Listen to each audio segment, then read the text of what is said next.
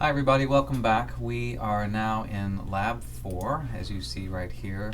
In this first video, what I'm going to do is use orthogonal contrast to perform some group comparisons as a way of perfectly partitioning the treatment sums of squares. And what you'll see is we're going to be using our LM function as we normally do, but now we're going to add to that this contrast function. So let's go ahead and jump on in to example 1 here. Get things set up here. So example 1, first of all, let's take a look at the data set. We are in Lab 4, example 1, CSV. So this data set, and I refer to this data set as Cleome.dat in the script. Cleome is a plant, is a kind of plant, and what we've essentially done is we're growing the plant under different treatment conditions of high and low temperature, so that's the L and the H in our low and high temperature column, and then 8, 12, and 16 refers to the amount of daylight. So we actually have a perfectly factorial treatment structure between temperature and light. We have headers, so let's go ahead and import that. Looks just like that, and let's go ahead and open up the R script so we can walk through this a little bit.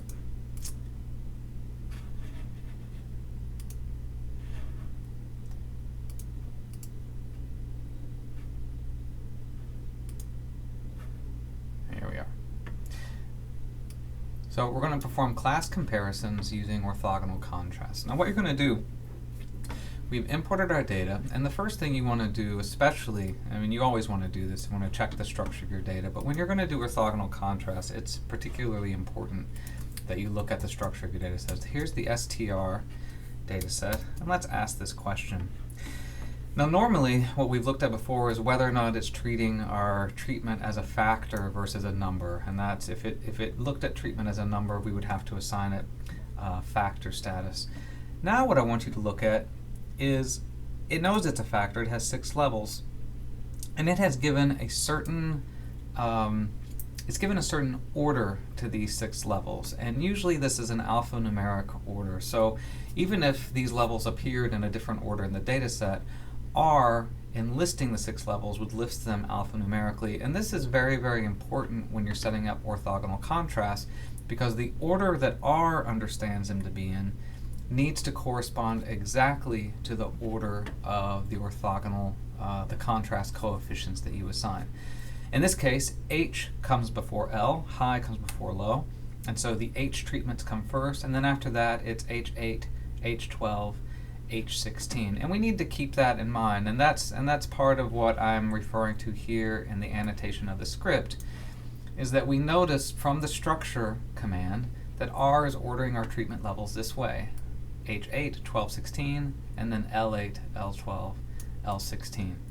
And the reason this is important is because for each of our 1 degree of freedom questions, our 1 degree of freedom contrast, we are going to assign 6 coefficients, and these coefficients need to be in the same order that these treatments are in. So when we ask a question, for example, does temperature play an effect? We're making a group comparison between those plants that were at high temperature versus those plants that were grown at low temperature. Looking at the order here, what that essentially means is that we're looking at all the high plants as one group and all the low plants as another group. And if you were to set up that null hypothesis, solve for the coefficients, that's where we get 1, 1, 1 on one side and -1, -1, -1 on the other side. We can then ask about the effect of light. And here we're really looking at a trend analysis. We're asking, what is the response of growth to light? Is it a linear response or is it a quadratic response? And we can ask these 2 questions because we have 3 levels of light, 8, 12, and 16, and they are evenly spaced. I have 4-hour difference between 8 and 12 and a 4-hour difference between 12 and 16. And so this makes doing a trend analysis with orthogonal contrast quite easy. So if you look at just these first 3 values, this 1, 0, -1, this is exactly the 3 coefficients we would use to ask about the linear component of the response. And we're doing that for high and for low. And the reason is, for the 8-hour treatment, you would be grouping together HO8 and LO8 and taking the average. For the high treatment, it's 16 and 16 and taking the average. And when you solve for those coefficients, this is the set of 6 you get. You would follow a similar procedure with quadratic, and then as I said before, it's very easy to ask about interaction effects. In this case, is the linear component of the response to light dependent on the temperature? And is the quadratic component of the response to light dependent on temperature? These are our two interaction questions that we can ask. And we get the coefficients here simply by multiplying the corresponding sets of coefficients above. So temperature times the linear component of light is just the temperature coefficients times the linear light coefficients. 1 times 1 is 1, 1 times 0 is 0, 1 times -1 is -1, and so on and so forth. And then with temperature and the quadratic component, it's the temperature coefficients times the quadratic set of coefficients, and that gives us our interaction. In the end, of course, R is not going to tell you what your coefficients need to be. That is something that you decide based on the questions that you're asking, and by setting up the correct null hypotheses and solving for them. In the end, you're going to have your t-1 questions, and with them your coefficients that correspond to each. Now you notice I've written all this up here as annotation because none of this is what R is going to use. This is all just simply to organize our own thoughts, and you could line all these up so that you could really see what they look like. This is just to organize our own thoughts. This is our set of coefficients. To now use these coefficients in R, we're going to take each set. So look down here. Here I'm using the C function to combine the first 6 coefficients. C, this first 6. And now I do that with each of these. I'm combining each, and each time I do this, what I'm creating here, this creates a vector with 6 elements. This creates a vector with 6 elements. This creates a vector with 6 elements, and so on and so forth. And then I put all of those together within this cbind function, which is a column binding function. If I run this, and I'm calling this object contrast matrix, and then I want to look at what contrast matrix looks like,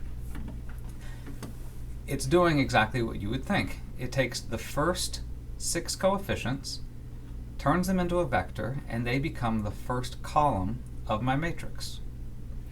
It takes the second group, turns them into a vector, and creates the second column of my matrix, and so on and so forth. So now I have a 6x5 matrix that has embedded my 5 questions into one place.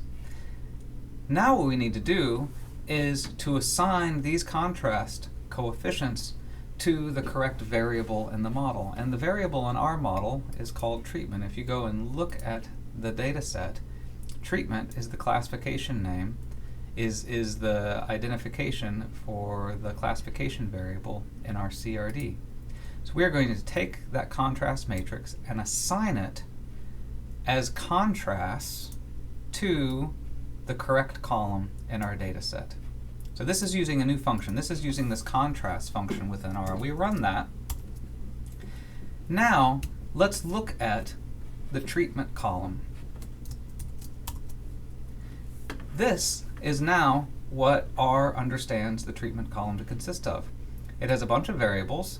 We have 3 reps of each of these 6 treatments, and it lists them. And it has an attribute of contrast where these are the different levels, and these are the 5 questions that we're asking. And what we'll see is that we have the correct coefficient assigned to the correct variable here because we looked at structure ahead of time and saw the order that R understood the levels of treatment to be. Once that's in place, then we're good to go. What I'm going to do here next is run our CRD analysis.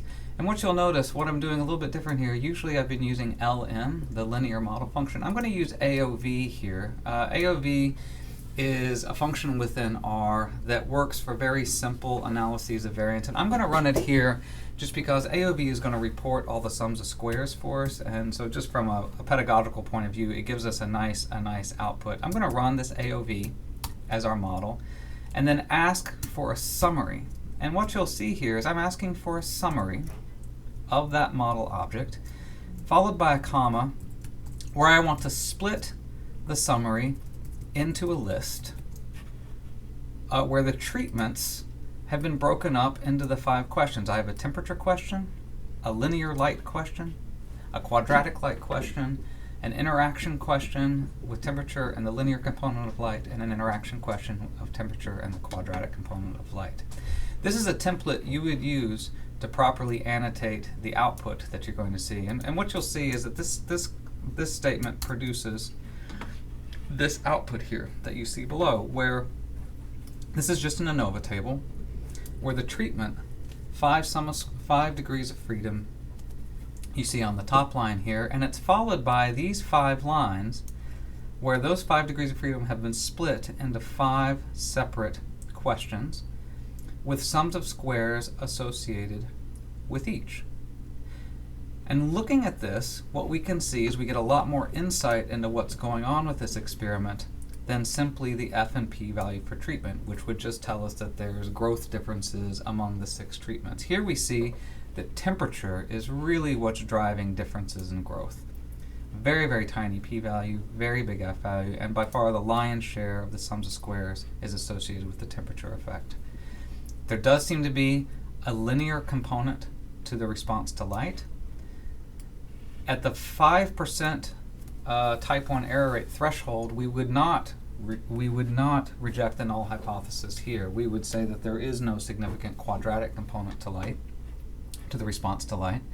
And so we'd say there is a strong temperature effect, there is a significant linear response to light duration, and looking down here at the interaction components, there seems to be no interaction with temperature with either one of these effects. In other words, you can talk about the effect of temperature regardless of the level of light that you're at, and you can talk about this linear effect of light regardless of whether you're at low or high temperature. So with that in place, this is, and the reason I ran the AOV is because it gives you this nice ANOVA table, and it shows very, very clearly that you've split up the 5 degrees of freedom into 5 different sums of squares that if you were to add these together, you will recover exactly the total treatment sums of squares. In general, of course, you don't report sums of squares in a final analysis. What you end up reporting are the p-values. So in general, what you would do is not run the AOV function at all. I'm just showing you this to show you that you had a perfect partitioning of your treatment sums of squares like we talked about in class. You would just run the regular LM model for the CRD like we've always done, and you would just ask for a summary of that. And what you will find is that the summary, here's your 5 questions that you're asking, they match exactly the p-values that we got up above here. So for example, the linear light component, we had a p-value of 0.0275. You see it exactly here. And so with this summary output, you can get insight into the p-values, which is what you would want to see anyway. If you really wanted to see how the sums of squares were allocated among these different treatments, you could use the AOV function like I've done here. So I encourage you to look through this script and just to remember that this script, like all the ones I'm giving you, should really be seen as a template. This is a particular case where I have 6 treatments and we're asking certain questions, but the overarching template here of building a contrast matrix based on binding together vectors of your coefficients, that's always going to be the case. So this line serves as a nice template. This line is the exact template you would use. You would assign that contrast matrix to the factor in question. And then this summary component here is also a template you would use. If you wanted to see the sums of squares, you would follow this exact template of split and list and treatment. This is the classification name in your data set. And you can actually give meaningful names to each of your 5 questions like I did here. I think that's about it, and we'll move on to the second video whenever you're ready.